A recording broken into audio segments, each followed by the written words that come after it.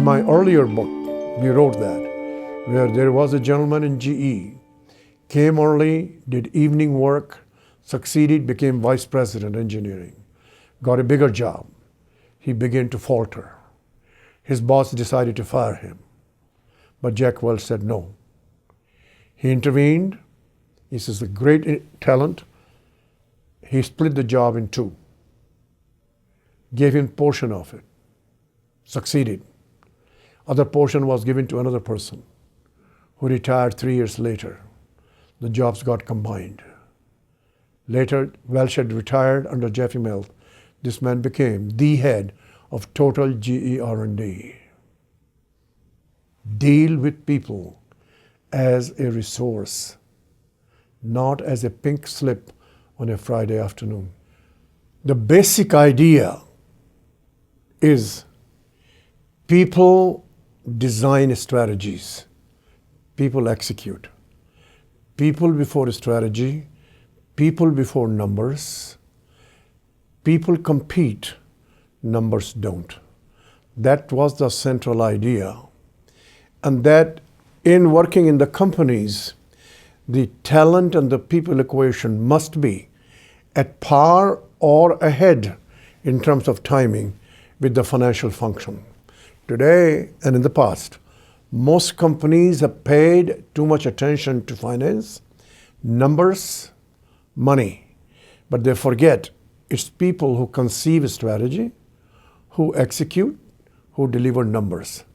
So we are saying the CHROs, the chief human resource people, need to be brought up at the same par, and at the same time, both CFO and CHROs need to work as a team with the CEO to drive the corporation's perpetuity, its long-term health, and the competition is always among leaders and people.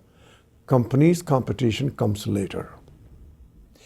G3 concept come from my observations in a few companies that actually say company has only two resources, people and money. In most companies, they are in silos and they are not together. Assignment of the right people makes a big difference to what money to be allocated and how to evaluate performance. So G3 concept is that the CEO and the CFO and the CHRO, three of them together, really thinking about the future, assigning people and the funds at the same time, seeing the interaction between the two. When they're evaluating monthly, quarterly, annual performance, they should do it together and see what is the diagnosis, what is the cause. And together they should see where the competition is going. Is competition's talent is better or worse? Are they assigned the right way?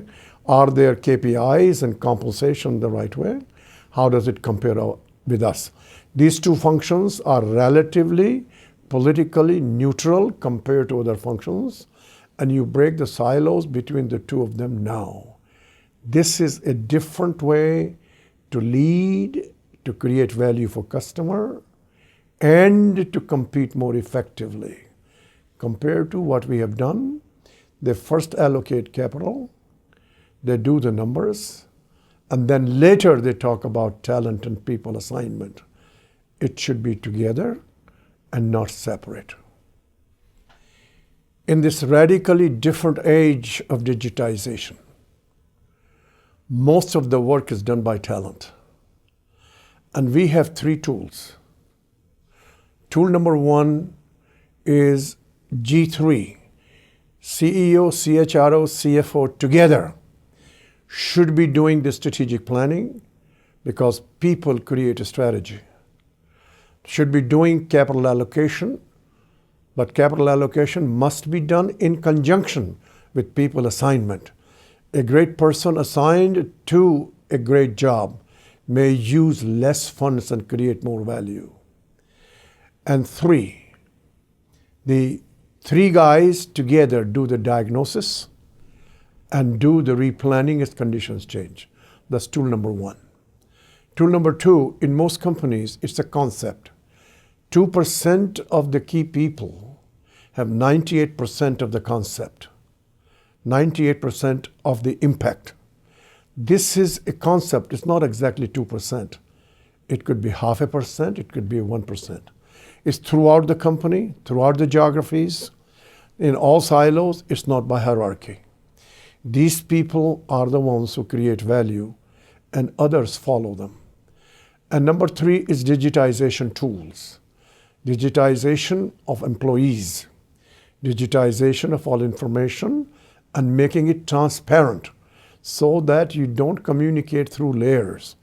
If you have 10 layers, the information goes slow, distorted, not fast enough. So digitization tools permit transparency, friction-free flow of information, and it encourages motivation and creativity.